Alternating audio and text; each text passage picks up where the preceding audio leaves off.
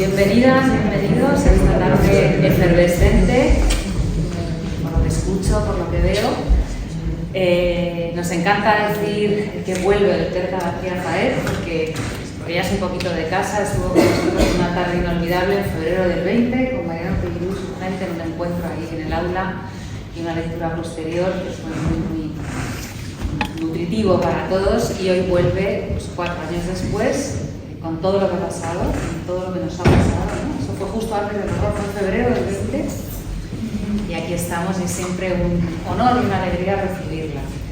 En aquel tiempo, creo recordar que hablamos de la edad de merecer, de los salmos fosforitos, y iba a presentar 2 libros que yo no voy a nombrar porque simplemente es una bienvenida institucional y de corazón, y porque tiene 2 presentadores que son también un regalo, nuestros maestros de la casa, Alberto Guirao y Laura Casielles, que van a tejer un poco todo lo que nos puede ayudar a entrar a estos 2 libros. Solo decir, ahora se hablará de ellos, pero con Berta siempre los libros son supuestamente pertenecen a un género, pero es una gloriosa incertidumbre, una hibridación siempre, pues eso, que genera muchas cosas en el lector.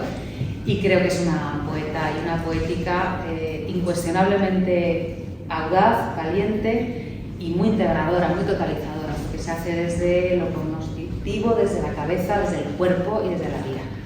Y a muchos de nosotros creo que son las propuestas que más nos mueven y más nos interesan. Así que un regalo tenerte. Muchísimas gracias. Y muchísimas gracias a vosotros por esta foto de familia mafiosa, de la que se va retirando gente poco a poco. Yo en primer lugar, bienvenidos.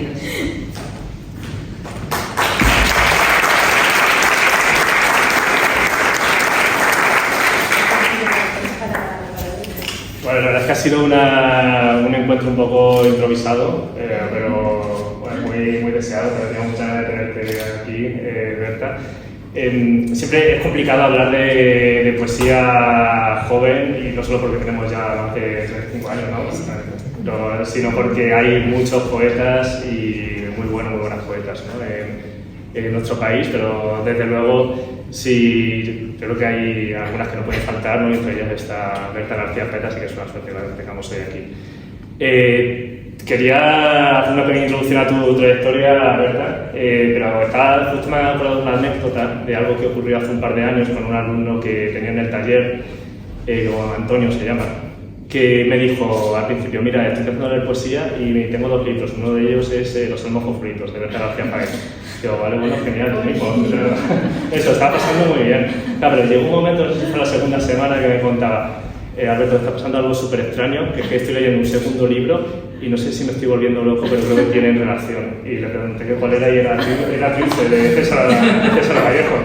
Y sí, fue como algo mágico, ¿no? Fue como un pequeño momento de estos en los que todo encaja y todo se redescubre, y seguramente porque no se haya leído la contraportada, imagino, ¿no? Porque se me puede que lo ponga ahí, pero bueno, mejor para él, ¿no? Y no sé, me acuerdo de esta anécdota, y creo que tiene mucho que ver con la poesía de Berta, que está plagada de esos pequeños hallazgos, de esos pequeños enamoramientos por los que ella misma y los lectores vamos transitando, acompañándola.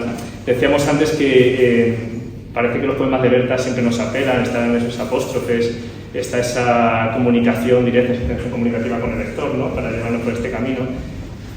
Tú misma dices en este ensayo que nos vas a presentar hoy que la poesía es movimiento, y que la poesía es el periplo de un pensamiento intrépido.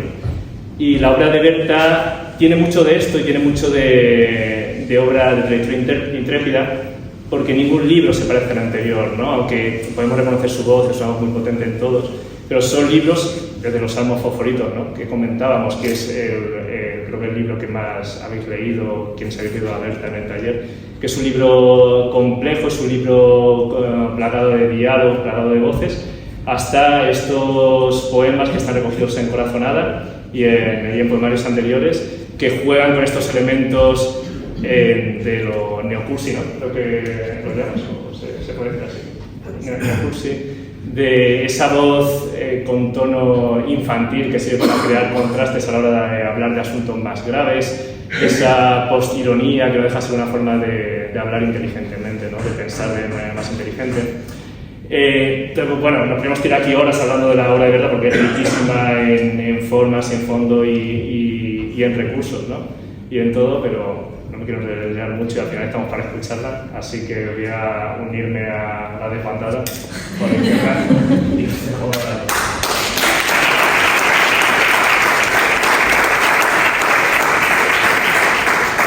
Yo soy la que queda en la foto de familia para terminar la bienvenida y acabar de abrir esta puerta hacia lo que va a pasar hoy, para contaros cuáles son los dos libros que nos trae Berta García Sáez y de los que vamos a estar conversando en esta tarde. Tenemos por un lado Corazonada. Decía Julieta con mucha precisión que hablar de géneros, en el caso de Berta, siempre es un poco meterse en un jardín, pero podríamos decir tal vez, y a lo mejor con interrogaciones, que este es un libro de poesía. Es un compendio de poemas escritos durante 10 años, agrupados en distintas secciones, igual luego nos quiere desvelar algo más sobre esto, y que manifiestan ciertas fijaciones, ciertas vueltas sobre algunos temas. Por otro lado, tenemos el arte de escribir las palabras. Si le ponemos un nombre genérico, sería un ensayo en el que intenta desentrañar qué es eso que hace la poesía, de qué manera funciona el lenguaje poético. De algún modo es como si en el arte de entender las palabras nos compartiese la corriente de reflexión de fondo que se ha estado dando en ese mismo tiempo en el que se escribían los poemas de Corazonada. Y por eso creo que el combo de estos dos libros y el diálogo que se produce entre ellos es especialmente pertinente y oportuno para un público como el que tenemos aquí, en el que muchas de las personas que estáis sois asistentes a los talleres de esta casa, ¿no? Porque salía, por ejemplo, en la conversación que teníamos en el grupo nuestro hace un ratito, que de algún modo lo que pasaba aquí es como si estuviéramos viendo una obra de teatro y de pronto nos mostrasen la tramoya, ¿no? O como si estuviésemos viendo un cuadro y nos acercásemos más y nos diesen alguna explicación sobre las pinceladas. No quiero con esto decir que vayamos a encontrar las claves para descifrar o el truco del mago, pero sí que algunas pistas para esa lectura. Un par de pinceladas más antes de unirme a la familia abajo. En el arte de entender las palabras, como os decía, tenemos una indagación en el funcionamiento del lenguaje poético, a través de la idea sobre todo del tropo, ese pequeño tecnicismo que de nuevo las y los talleristas tenéis como palabra familiar seguro, a través del tropo y de cómo redescubre, inventa o hace cosas con las palabras, cosas mágicas, cosas lúdicas y sagradas, y también capaces de transformar el mundo, porque transforman, y ese es un poco el punto de partida de Berta, nuestro conocimiento del mundo, ensanchándolo. Y transformar el conocimiento del mundo es transformar el mundo. Lo hace, como ella misma dice, en poesía. No es un libro teórico, mis teorías, dice, proceden del país de la vivencia, pero sí es un libro de pensamiento. Es una deriva por ideas, por convicciones íntimas de la escritora que es Berta, pero quizás sobre todo de la lectora que es Berta. Y eso es otro elemento que se disfruta un montón de este libro. Nos propone casi una pequeña antología. A partir de las glosas, de las referencias, de los diálogos que establece, de aquí sacamos un montón de ideas de libros que vamos a querer leer. Por otro lado, Corazonada. Decía que es un libro que vuelve sobre determinadas fijaciones, sobre determinados temas que están siempre presentes, sobre todo el amor y el lenguaje y el lenguaje, el amor y el lenguaje. Poemas escritos entre 2009 y 2019 que parecen corresponder a distintos proyectos, quizá luego nos quiera contar si esos libros existían como tales, si solo existen en este otro libro que los contiene, y que repiten una y otra vez una pregunta: la manera en la que una muchacha está en el mundo y el papel que juegan en eso las palabras. Hoy hablábamos también en el grupo nuestro del taller sobre los clichés, sobre esos lugares comunes que constituyen también el imaginario que compartimos. Creo que una de las cosas importantes que Berta en este libro es malabarismos con esos lugares comunes. Berta juega con lo que se espera de ella como muchacha, con lo que se espera de ella como poeta, lo retuerce y nos lo pone encima de la mesa. Hay una cita que me gusta mucho del arte de encender las palabras, que creo que aplica muy bien a Corazonada, y con esto termino. Dice Berta: Creo que es nuestra responsabilidad hacerles trampas a los lenguajes normativos que nos cercan y descubrir o inventar desvíos y utopías. Es urgente, dice, fantasear decires menos presidencializados, más descarríos, más amparos.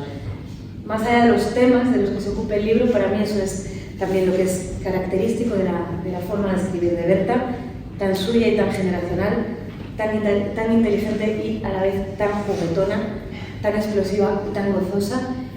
A lo que os invitamos es a escucharlo, a disfrutar de lo que Berta nos vaya a contar y luego también a conversar y a plantear las preguntas que queréis. Gracias.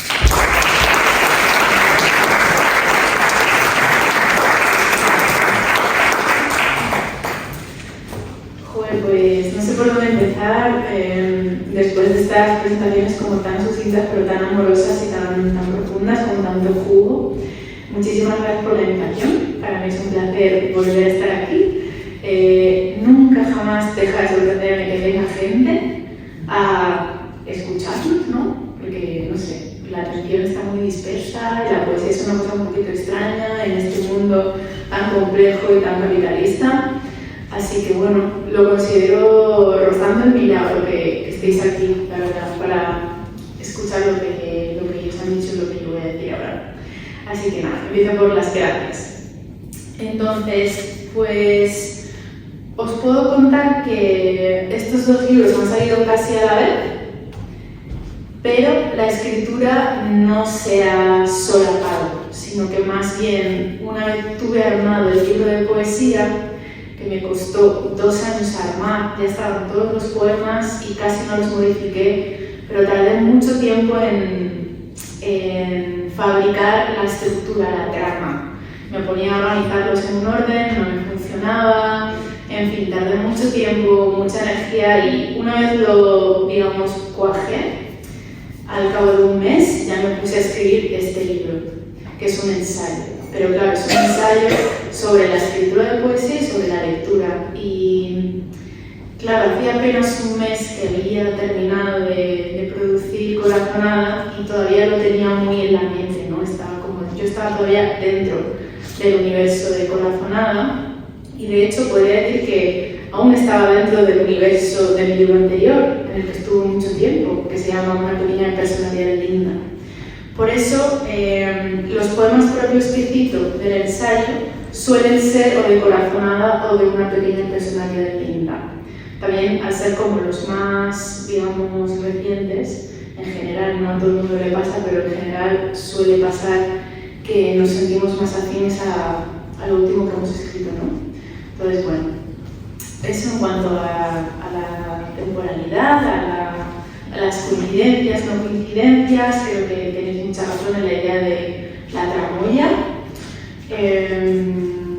Bueno, pero después hablo del ensayo. Voy a empezar por el de poesía, Corazonada. Entonces, ¿cómo está armado semejante tocho? Tiene casi 350 páginas. O sea, yo sé que no es lo habitual en un libro de poesía, pero así es la vida y así es mi mente.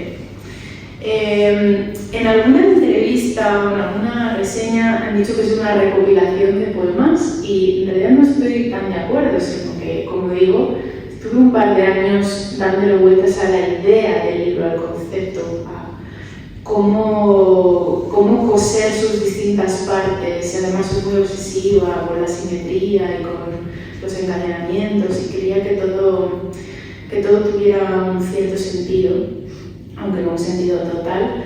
Y el caso es que 2 años antes ya imprimí todos los poemas y me puse a organizarlos en montoncitos y probé distintos criterios. Porque claro, son poemas algunos muy antiguos, de 2000, yo creo que 2010, incluso algunos de 2009, hasta 2023, es mucho, ¿no?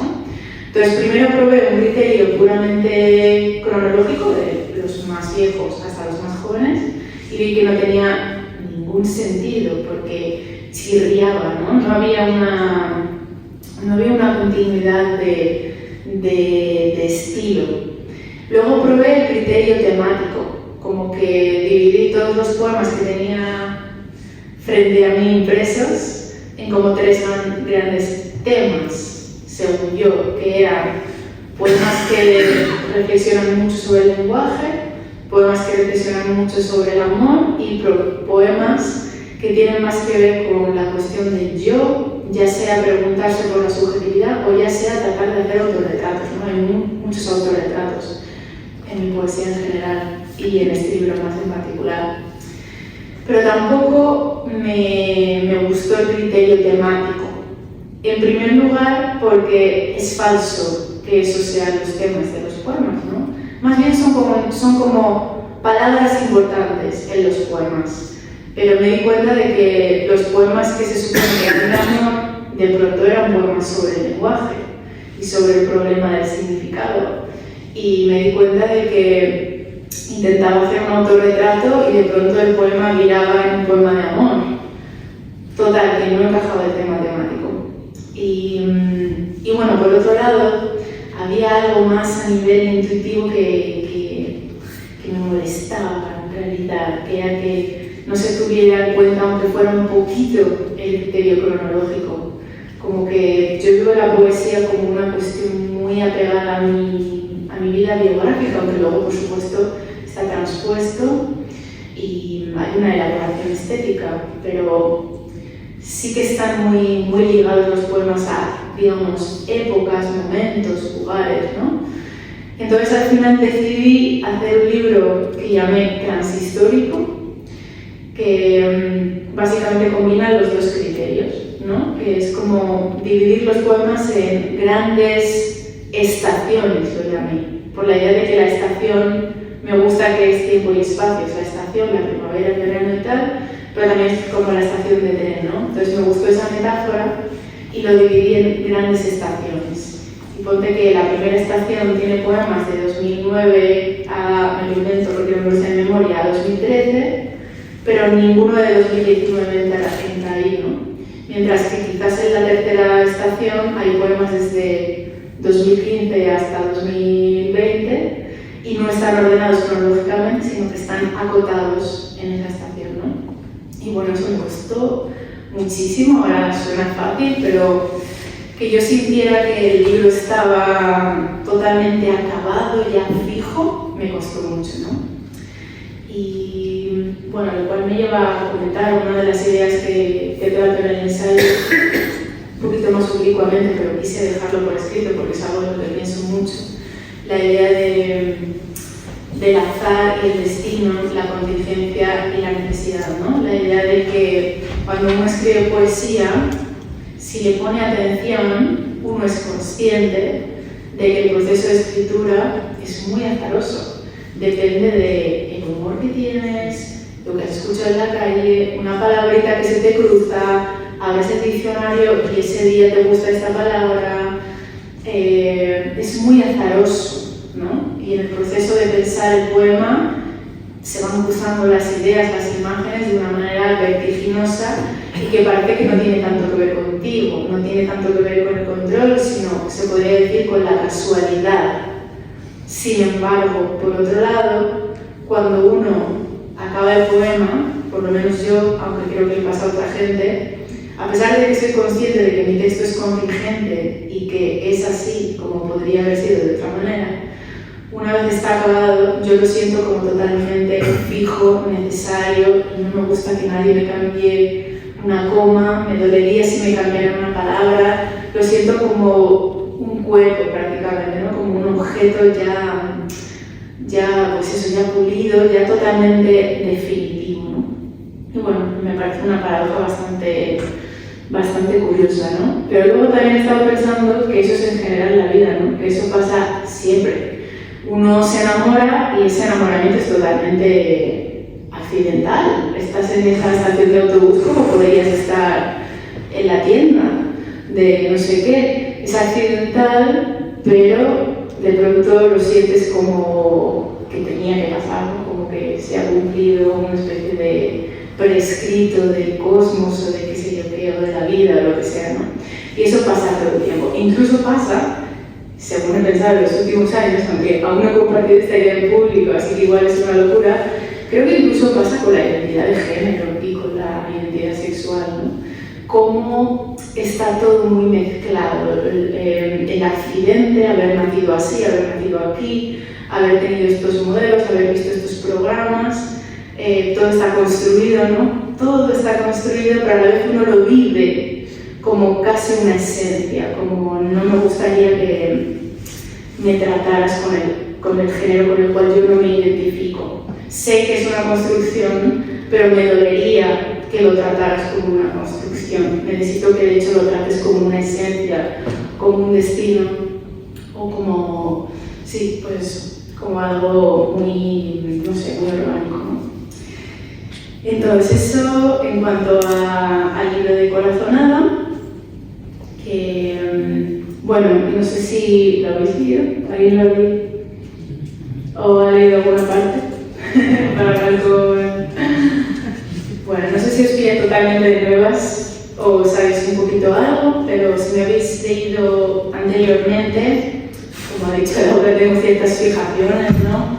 Y creo que a pesar de que cada libro es como una especie de aventura estilística y filosófica, según yo por lo menos para mí lo es, como a cada libro le mueven unas preguntas y unas dudas y unas fusiones e incluso unos problemas estilísticos, y cada libro los trata de solucionar o de dar una respuesta a su manera, ¿no? A pesar de eso, sí que es verdad que creo que hay como pues, unas fijaciones, no sé, un temperamento o lo que sea, no sé.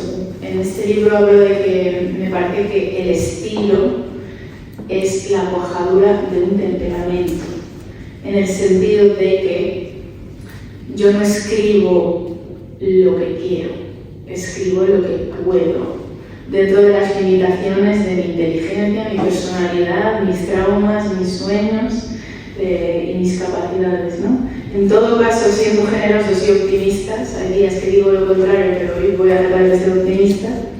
En todo caso, escribimos en la intersección entre lo que queremos escribir y lo que podemos escribir, ¿no?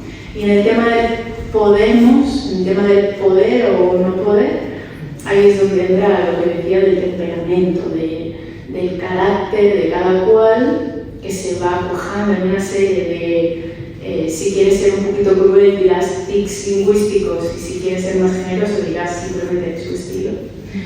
Y bueno, pues así es. Ya me estoy liando. ¿Qué más quería decir? Del libro de Corazonada. Ah, sí.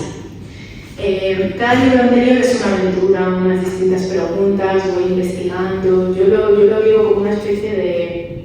Digo esto sin haber jugado nunca a videojuegos, pero por lo que veo desde fuera, como esos videojuegos abiertos, ¿no? Como un campo, y tú eres un personaje que te vas moviendo y tal, y yo lo veo un poco así, esa sería la metáfora, como la vida o el pensamiento o la poesía es una especie de espacio, campo, y te vas moviendo, vas investigando. Ahora voy a hacer esto. Y yo me obsesiono. Y estoy en esta granja, en esta área o lo que sea, y me obsesiono. Me tiro años ahí dándolo todo en ese área. Y cuando veo que ya no puedo más, que he dado todo lo que yo puedo dar, habrá otra gente que en ese mismo campo dé otras cosas, pero cuando he llegado al límite pues de mi creatividad o lo que sea, ya me voy a otro campo. Y digo, pues ahora voy a investigar esto. Y así he investigado poesías sin tropos, ha sido una vía, ha sido otra vía, lo que luego me enteré que era la poesía neobarroca, aunque cuando yo empecé a investigar no lo conocía, la verdad, como más teóricamente no tenía ni idea de lo que estaba haciendo, pero tenía más que ver con eso, con los arrastres, con lo matérico y tal. Y bueno, pues he ido así explorando distintas cosas. Y este libro, quizás una cosa bonita que tiene, es que claro, como abarca tantos años, uno puede ver todos mis estilos o aventuras, todo está ahí, ¿no? Lo que pasa es que quiero creer que está todo, pero está de una manera un poquito más pulida, simplemente por el paso de los años, ¿no? Porque también, algo que me parece importante aclarar, es que ponte que yo al final dato los poemas. Ponte que digo que X poema es de 2010. sería falso decir que es de 2010 y punto. Más bien, empezó en 2010 y forma parte de ese grupo de poemas que desde 2010, en las cientos de revisiones que yo he hecho en mi ordenador, de los archivos que tengo medio acabar, es del grupo de esos poemas que ha sobrevivido, ¿no? Que nunca pillé. Entonces igual lo empecé en 2010 y en 2013 abro el archivo, le cambio una palabra, que dices una palabra no es nada. Bueno, igual es la palabra clave del poema. Entonces, ¿qué? ¿De 2010 o de 2013? Entonces yo he puesto 2010/2013. Ese es un poquito el funcionamiento, ¿no? Como, digamos, reconocer el hecho de que, pues eso, de que son objetos transhistóricos, ¿no? Que solidifican un temperamento a lo largo de varios momentos y con todo lo que eso conlleva, ¿no? ¿Qué más? Vale, ahora paso al ensayo. Luego me gustaría ver si tenéis alguna pregunta, comentarios, yo leeré algún poema.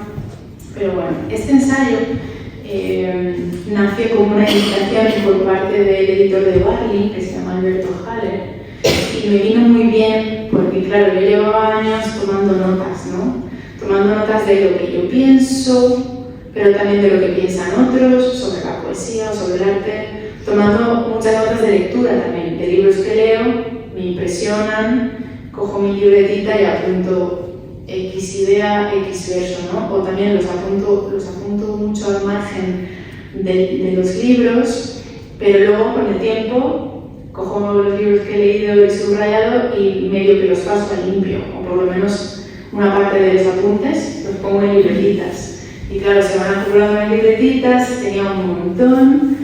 Y siempre pensaba, joder, me gustaría hacer algo con esto, pero estaba un poco harta ya de la escritura académica, ¿no? Estuve bastantes años haciendo la tesis doctoral y no quería hacer nada ni remotamente parecido a una tesis doctoral y quería hacer algo más literario y más libre. Entonces ahí fue cuando vino Alberto con su invitación y dije, wow, se me ha iluminado la cabeza porque es lo que yo quería hacer y ahora ya tengo un lugar donde publicarlo y tengo unas directrices, ¿no? Aunque bueno, sus directrices fueron libertad total.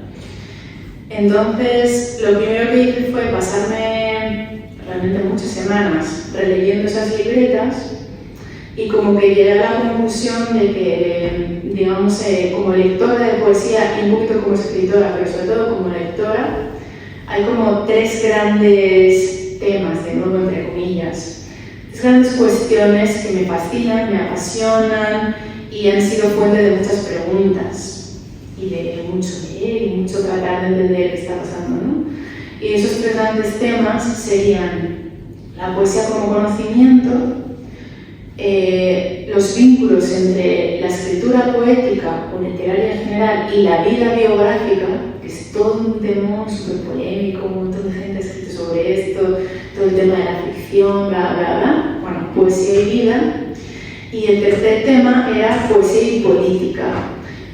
¿Cómo hace política la poesía? ¿Qué diferencia la poesía política que a mí me interesa de la poesía política que a mí me parece que es más panfletaria? ¿Es una utopía pensar que uno puede hacer política a través de la poesía? Etcétera, etcétera. Tres grandes temas, ¿no? Entonces al principio quise escribir un libro sobre todo y cuando escribí la primera parte, que era la del conocimiento, dije, madre mía, yo no puedo más, estoy agotada, yo no puedo escribir ahora el mismo tocho sobre poesía y vida y otro tocho sobre poesía y política. Entonces me centré en uno de los temas, que es poesía y conocimiento, si bien he metido mis cuñas y ya he dicho de manera súper resumida, muy sintética y quizás un poquito críptica, pero por lo menos ya he hecho una primera formulación de cuáles son los vínculos entre la poesía y la vida que a mí me interesa explorar y cómo percibo yo que la poesía tiene un poder político. Pero digamos que el foco está en la idea de conocimiento, ¿no? Y ahora entro a esto del conocimiento. Como escritores y lectores de poesía, seguramente habréis escuchado con distintas palabras una misma idea, y de hecho es un lugar común que nos decimos mucho entre nosotros. De hecho parece un poco como de auto-cheerleader, de la poesía amplía el pensamiento, la poesía te abre la mente. Y yo siempre he pensado que eso es verdad, pero ¿cómo? O sea, exactamente a qué te refieres con que la poesía amplía el pensamiento. Me gusta como lema, pero necesito un poquito más de información. ¿En qué sentido hay cognición en la poesía, ¿no? Entonces, con un tema tan grande y tan apasionante, de nuevo tuve que reducir y me centré en solamente una manera en la que la poesía es conocimiento, que es la de los tropos. Tropos, para que no lo sepa, quizás nos está viendo gente por el YouTube. Bueno, en la retórica clásica se explica de una manera, ¿vale? Pero yo lo explico de otra, que es mucho más sencilla, y voy un poquito al mínimo común denominador de todas esas figuras retóricas que desde la retórica clásica se denominan tropos. Y se suele distinguir, por ejemplo, entre metáfora y metonimia. Me da igual cuál sea el detalle de dónde empieza una metáfora y dónde acaba una metonimia. Para mí lo importante, lo que hace que sean tropos, digamos, tropos es la palabra que las clasifica a ellas dos y a otras figuras retóricas. Básicamente lo que hace un tropo es conectar un punto A con un punto B en virtud de una serie de atributos C. Y tanto el B como los atributos C pueden estar explícitos o implícitos. Pero así funcionamos todo el rato, ¿no? Por ejemplo, si yo digo, oh, tus mejillas de rosa, estoy conectando mejillas A con rosa B en virtud de unos atributos C que en este caso no estoy explicitando, pero que todos entendemos, porque de hecho es un cliché, que se refiere a dos cosas. Uno, el color rojo, y dos, la connotación de pasión, enamoramiento, belleza, ¿no? También podría decir, oh, me encantas, eres muy bella como una rosa. Ahí estaría siendo mucho más explícita. A, la rosa, B, tú, C, belleza, y lo digo claramente, ¿no? Bueno, pues eso es un tropo. Y ya está, hay muchísimos subtipos, pero da igual, lo que siempre tienen en común es la idea de un vínculo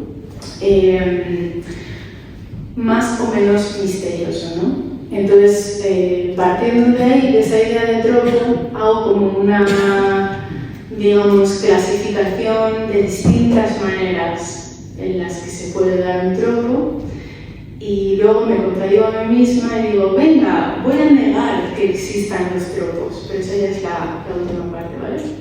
Entonces, en la primera parte hablo de los tropos tal cual, que es lo que os he dicho, y distingo entre los tropos que redescubren algo que ya estaba ahí, sino que lo que hacen es, como decirlo de una manera más clara y más chocante, los que de hecho reinventan, es decir, van un poquito más profundos en la idea de originalidad. La originalidad absoluta no existe, pero sí hay grados. Entonces, los tropos que reinventan pues son más profundos en ese sentido. Y luego hay muchos tropos que a mí me parece que son interesantes porque uno no sabe si reinventan o redescubren, depende de cómo lo veas, ¿vale? Entonces, no sé si das algún ejemplo. Me estoy subiendo mucho. A ver, les voy a dar el ejemplo estrella, la verdad, que todo el mundo está tirando en redes sociales porque la verdad es que es bastante chulo. Que es una frase de una novela de Kathy Acker que se llama Aborto en la escuela. Y la frase de Kathy Acker dice así. Voy a decir un taco, no me peguéis, ¿vale? No os enfadéis. Dice así: la primavera es una polla dura. Vale, entonces, A, la primavera. B, la polla dura. C, según vosotros, ¿cuál sería la C?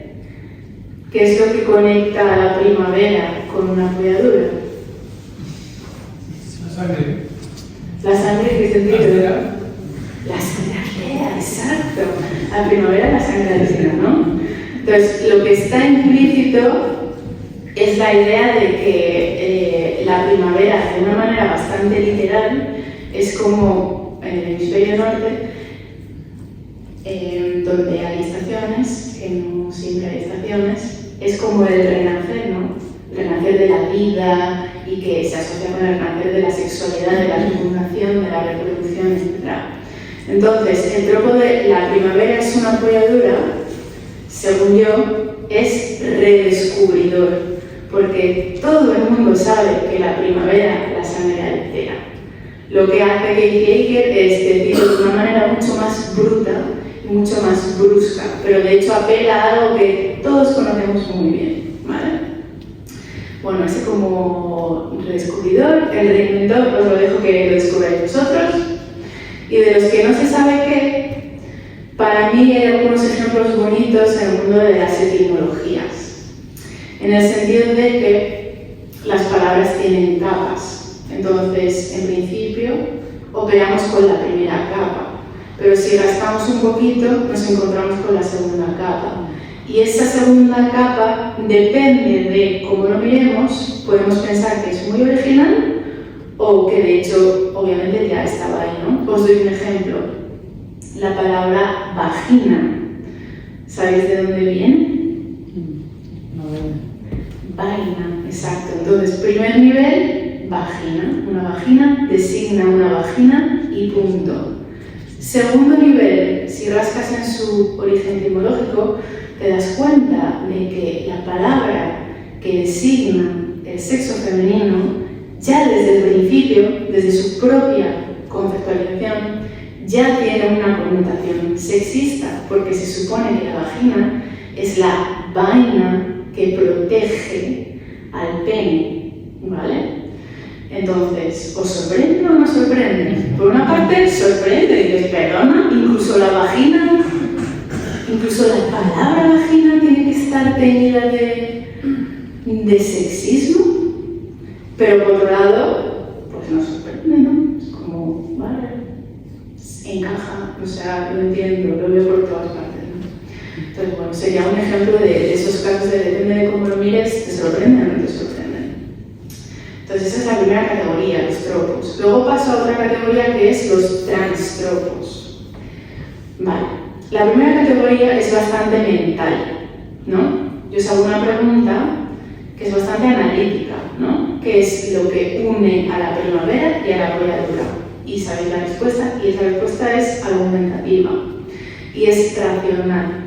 Pero hay otro tipo de tropos que, más que ser solamente conceptuales, es decir, más que solamente hacer uso de nuestro intelecto, de hecho, tienen que ver también con la sensación, y en sensación entra todo, desde los colores, la temperatura, el sabor, etc. Tiene que ver con la sensación y tiene que ver con los sentimientos y tiene que ver con el recuerdo. Por lo tanto, digamos que la parte más analítica, conceptual, intelectual se desborda. Digamos que ya no es solamente un tropo racional, sino que es mucho más y es mucho menos. Uno no podría explicar ese tropo únicamente de manera argumentativa, sino que tendría que, para explicarlo, muy entre comillas, tratar de hablar de una emoción, tratar de hablar de la sinestesia, que es una mezcla de distintos sentidos, todo eso.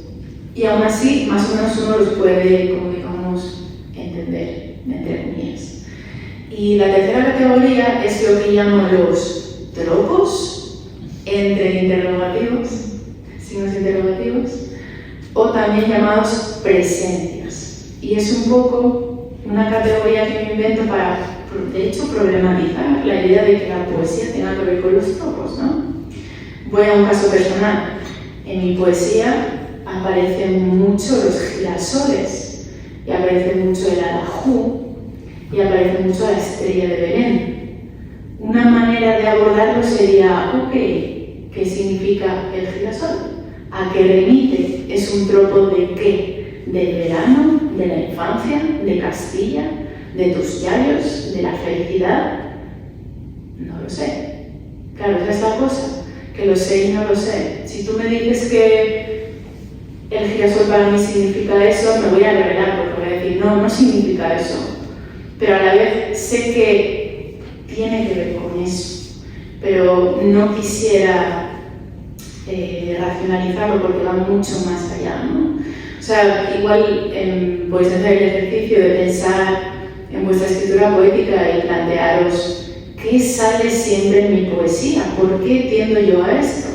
A veces, de hecho, es un tropo, pero a veces no, ¿no? Y bueno, hemos hecho un resumen del ensayo, pero espero que igualmente lo leáis, porque hacen muchas recomendaciones de libros y películas y cuadros muy bonitas.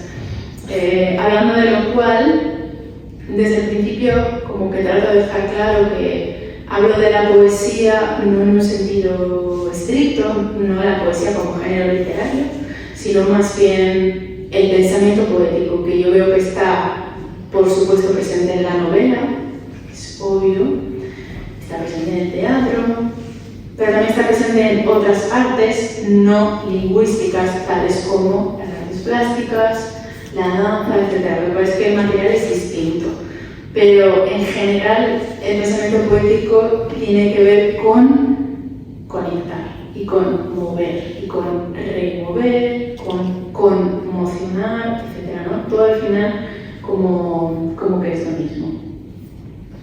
Y bueno, pues ¿alguien quiere preguntar algo antes de que vean el poema? ¿Comentarios?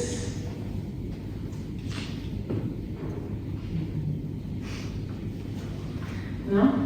Yo, Berta, sí. Bueno, una cuestión que no sé si la hemos comentado en el taller antes, que tú has hecho un trabajo, sigues haciendo un trabajo académico importante lo has desempeñado durante muchos años, ¿no? También en universidades en Estados Unidos. No sé hasta qué punto se articula, cómo lograr que se articule ese trabajo académico con la poesía, si rivaliza o puede ser todo lo contrario, un estímulo. Y si a lo mejor precisamente te ayuda a ir explorando estos campos que dices de trabajo con el lenguaje o con intereses tuyos. Y no sé de qué manera se dialoga el trabajo académico con la creación. Pues yo creo que hay lecturas académicas de muy distinta calaña, ¿no? Igual que la poesía, ¿no? Hay poetas que nos encantan y poetas que no, y lo mismo con los teóricos. Sí que es verdad que, claro, para el doctorado tuve que leer mucho.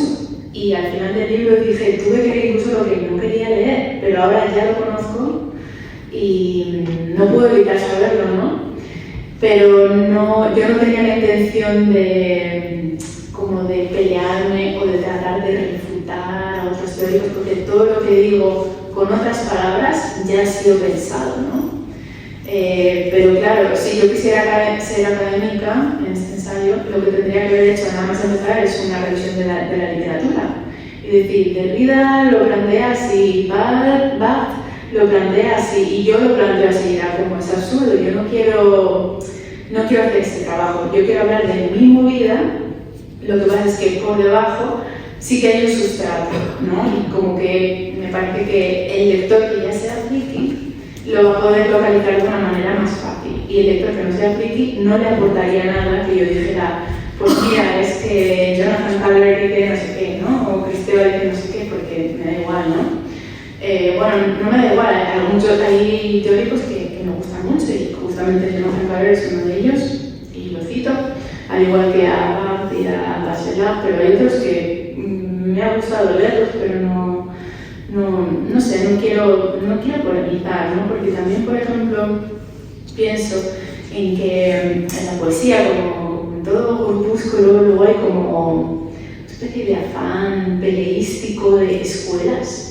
Tú vives la poesía así, tú tienes este estilo, yo escribo la poesía así, yo creo en la poesía como experiencia, yo como epifanía, que me da igual, porque nadie tiene razón.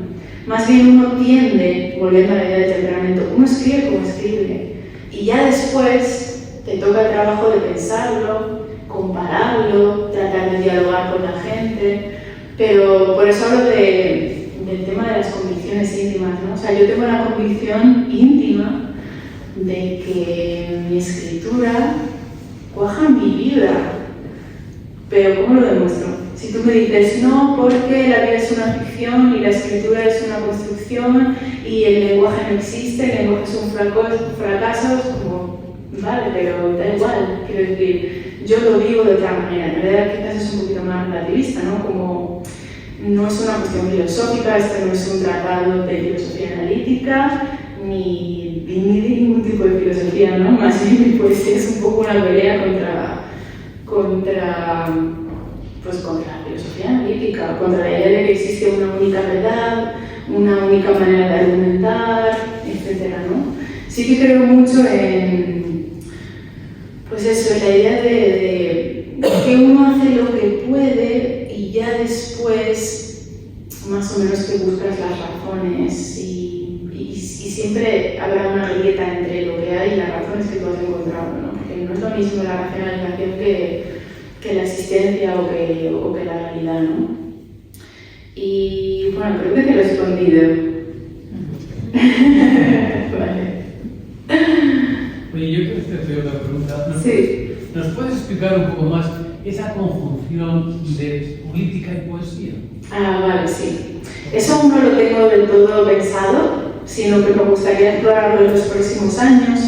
En concreto hay como, digamos, una sensibilidad política con la que me identifico, que es la animalista.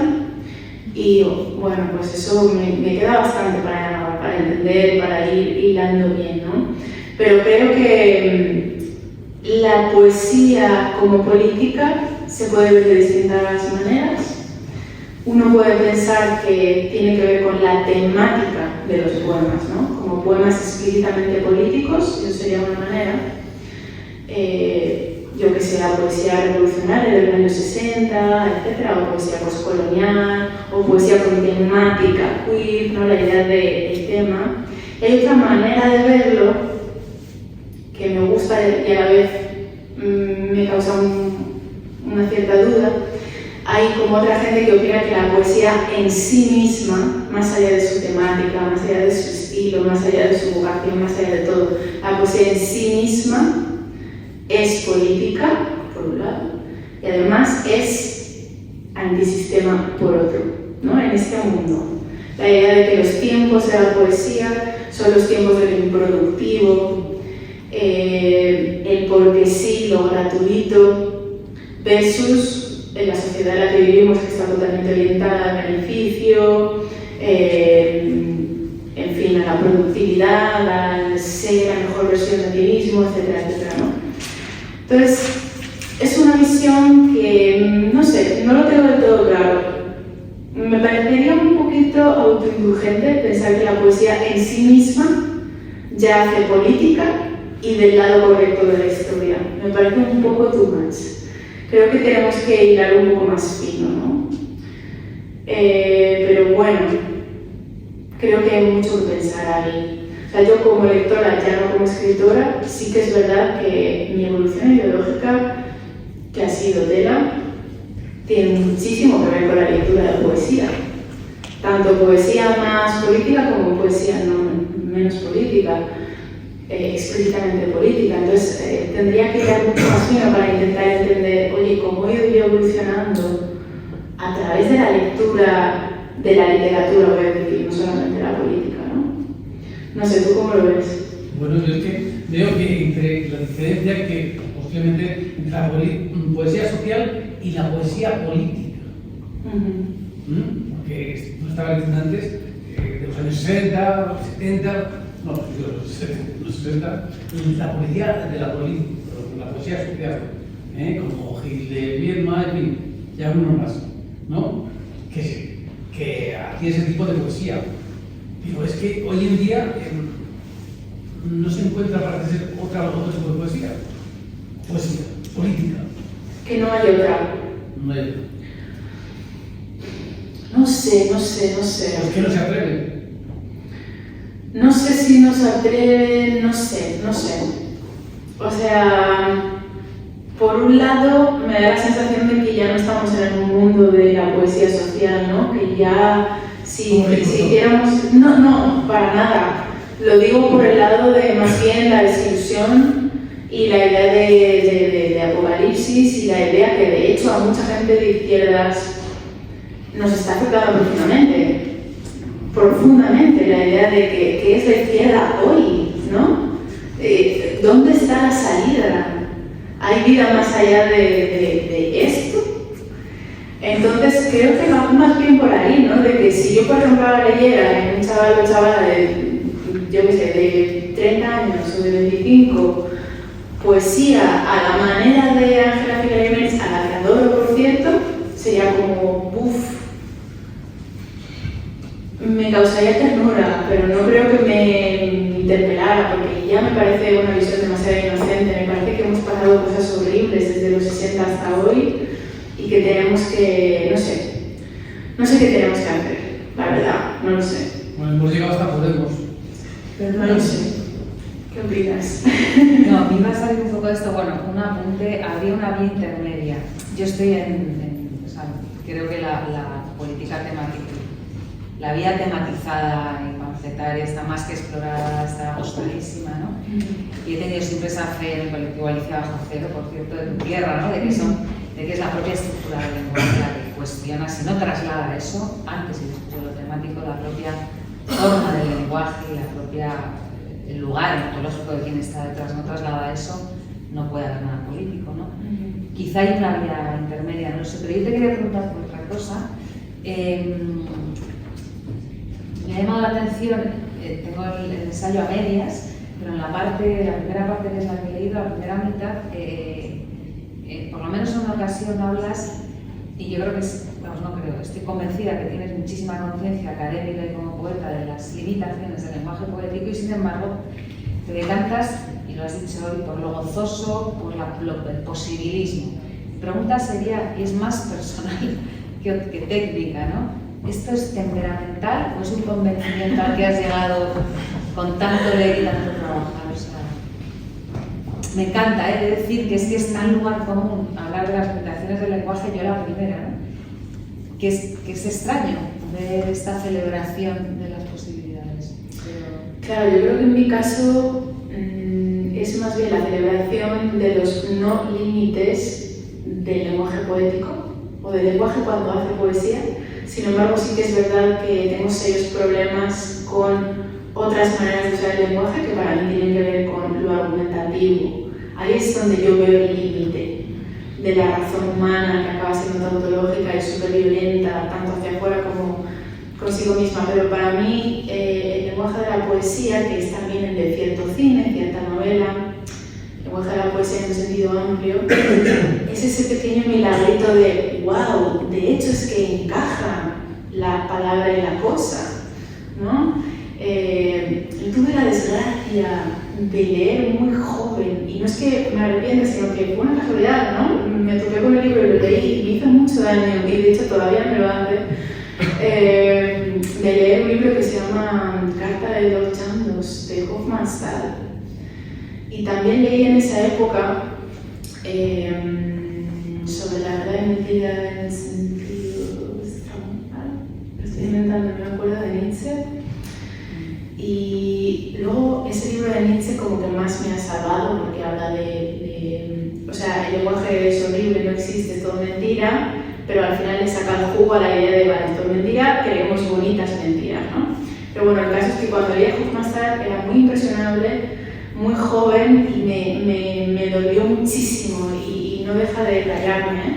Porque él hablaba es la historia de una gran promesa que escribió algo, ¿no? Y resulta que su gran maestro le escribe y le dice, oye, hace tiempo que no sabemos de ti, tú ibas a escribir no sé qué novela, no sé qué obra, ¿qué haces? ¿Dónde estás? ¿Has desaparecido? ¿Por qué te has callado? ¿Qué haces? Entonces este hombre le escribe la carta a su maestro y le explica qué le pasa y le dice, mira, he perdido la capacidad de hilar una frase con otra, de hilar una palabra con otra.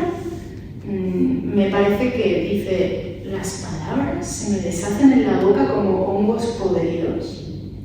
Y empieza a explicar exactamente a qué se refiere. Y a qué se refiere es a lo mismo que se refiere a Nietzsche, pero sin darle esperanza. La idea de la realidad es amorfa y todo el rato la constreñimos en conceptos, en palabras, ¿no? Entonces cuando yo digo, él habla de ejemplos como muy prácticos que ahora me invento, pero tienen que ver con esto, dice, es que cuando digo, mañana tengo que ir a la granja a coger huevos, digo, pero no creo ni la palabra huevo, ni la de granja, ni la de mañana, ni la de yo.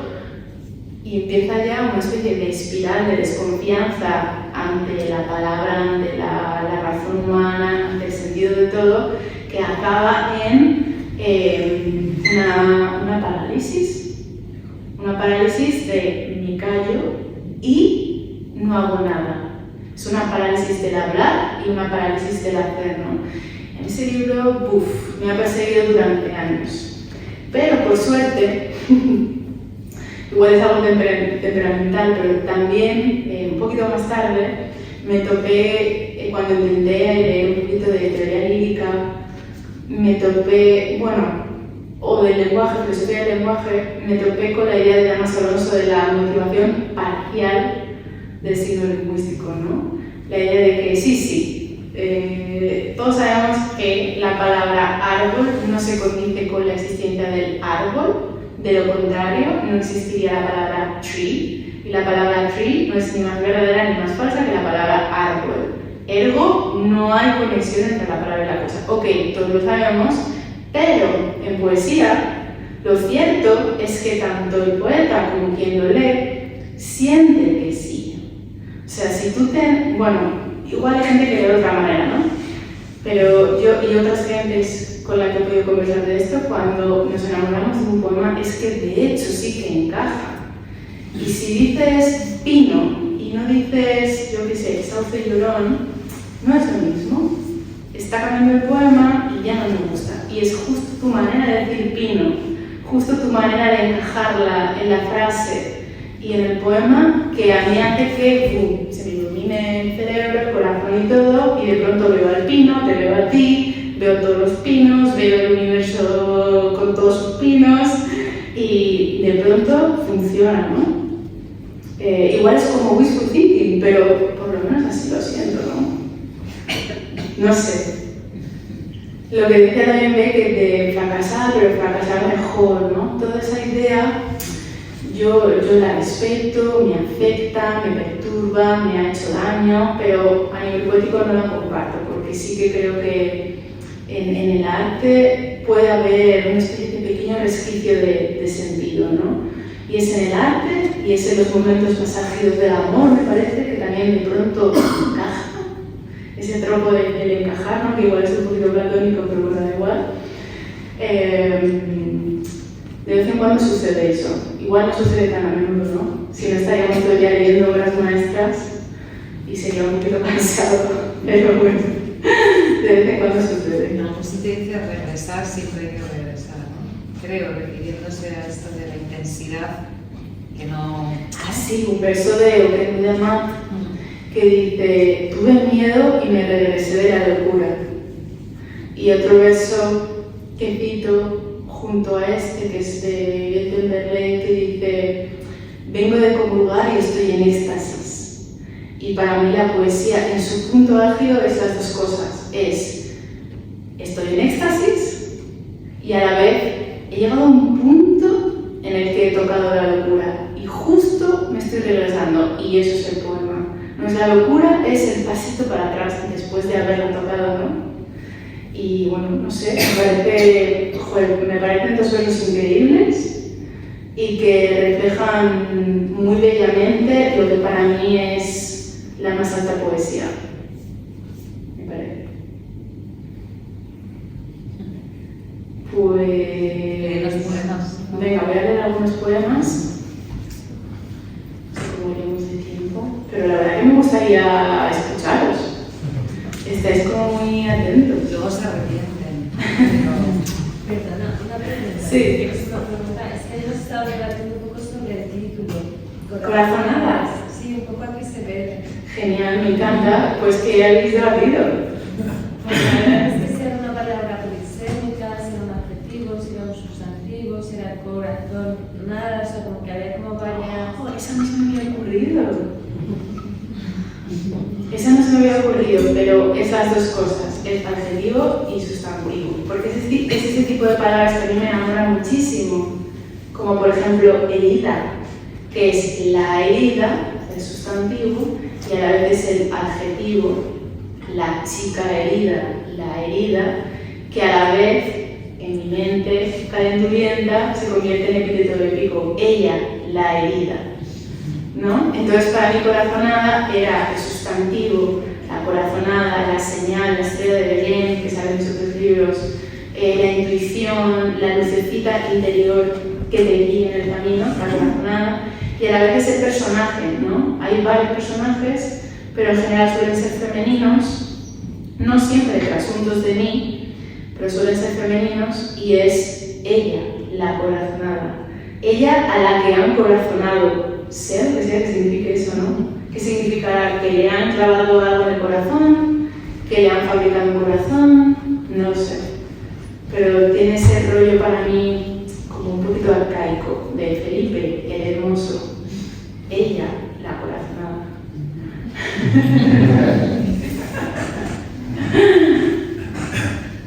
Bueno, pues os voy a leer un poema.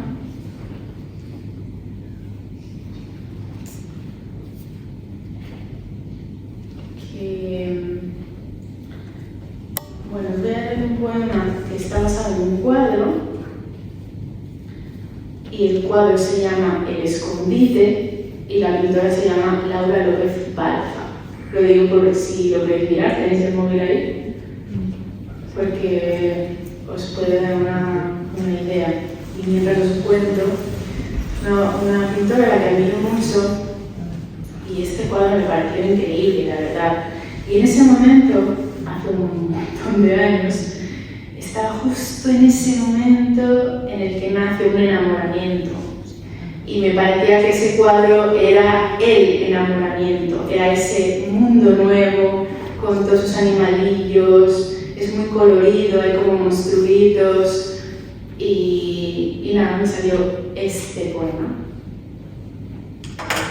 que se llama Vivo en el escondite de Laura López Balfa. Vivo en el escondite de Laura López Balfa.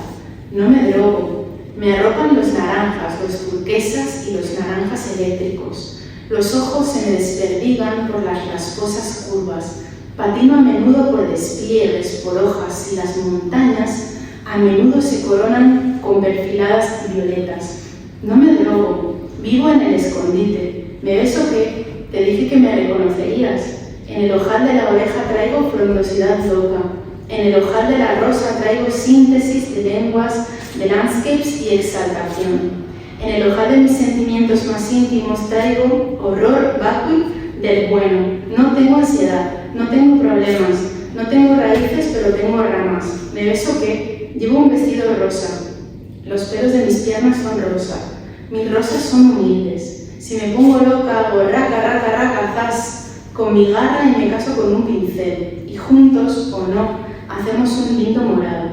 Vivo en el escondite de Laura López Balfa. Viviré aquí siempre. Múdate conmigo. Chuparemos árboles, mascaremos colinas a lo lejos, regurgitaremos sueños y criaturas. Buscaremos centímetros entre los matorrales y ahí cultivaremos ojales. A cada rato surgirán cosas nuevas, tipo animales, nanosegundos, tornasoles, deseos lesbianos, estornudos, sofocos, ideas para ensayos de relaciones. Vivo en el escondite de Laura López Balfa. Mar no hay, de momento.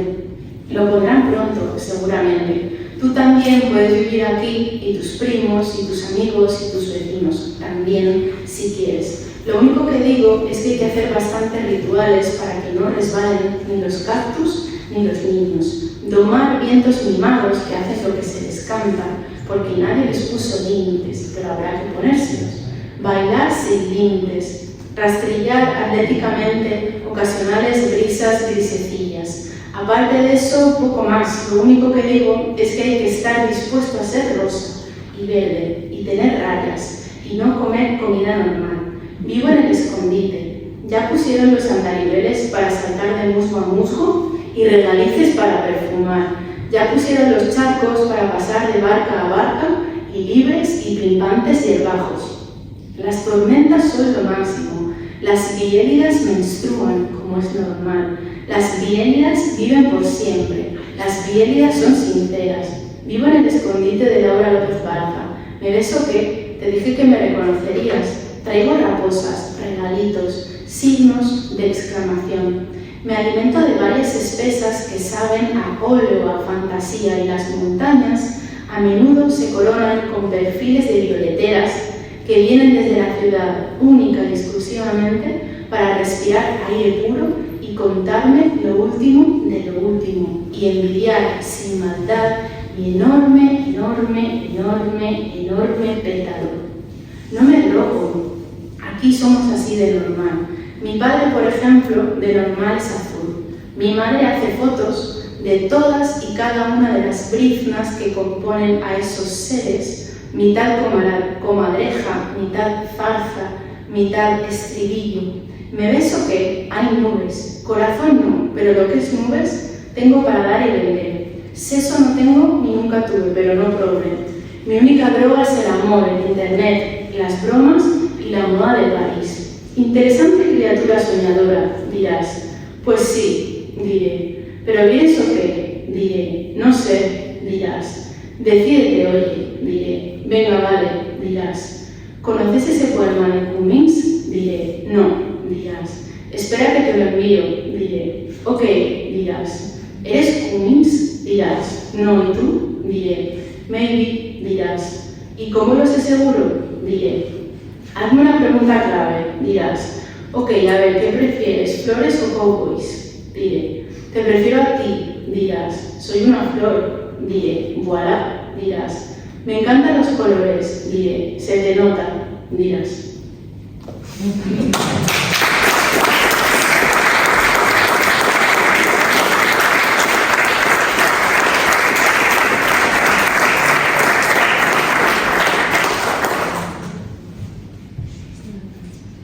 Bueno, y sigo leyendo, comentarios, dudas. Al menos uno más. Venga, uno más. Hermoso y extenso. Hay poemas en este libro tan sumamente largos que no se pueden leer en voz alta. Es lo que siempre digo, que depende mucho de si tú lees en voz alta o en voz baja. Hay uno que tiene como, yo qué sé, 25 páginas o así. Es un poema barra ensayo barra novelita.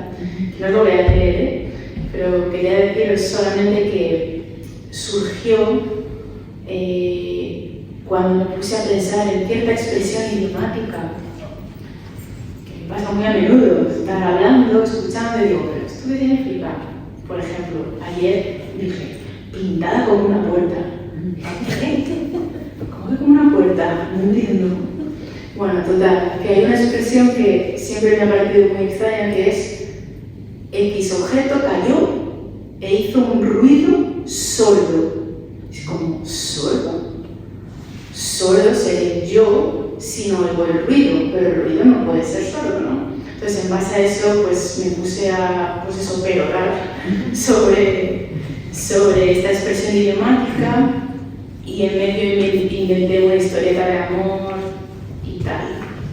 Pero bueno, ahora voy a leer otro que se llama Gatito, vámonos para el siglo XIII. Que también es el que suelo leer, pues porque cuando lo escribí ya lo escribí en voz alta, ¿no? Entonces, de esos poemas que ya están hechos para ser recitados, que no significa que sean mejores o peores, sino que son ese tipo de poemas.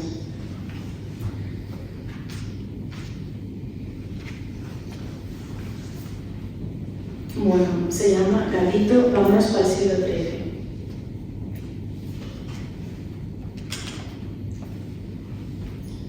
Gatito, vámonos para el siglo XIII, pa' que mi boquilla rece, pa' que se despierte el brazo del santito y me peine, los cabellos pa' bajarme de los cerros de mis penas y me peine. Gatito, vámonos para el siglo XIII, pa' que mi boquilla rece, pa' que su diente le pida a la virgencita de las ratoncelas un salto de gata, una torre para tirarme, los cabellos para bajarme y por ellos deslizarme como niebla y retente.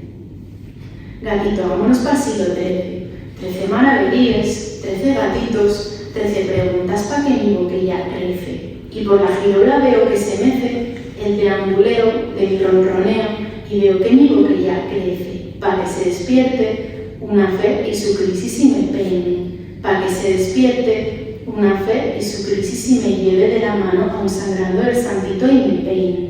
Los cabellos pa' bajarme, los cabellos pa' bajarme, no sé a dónde y me vengue.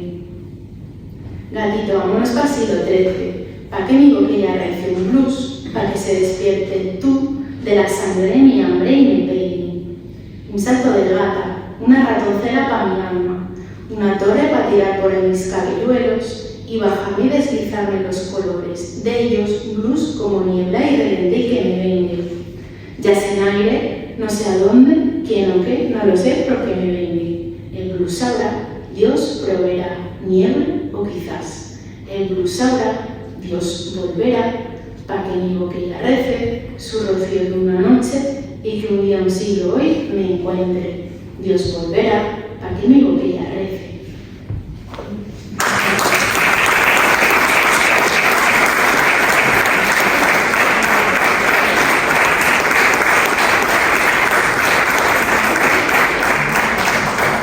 Bueno, lo tenemos que dejar aquí. No quisiéramos, pero gracias por esa espléndida forma de esperar a por traer aquí la forma. Gracias por acogerme, de verdad.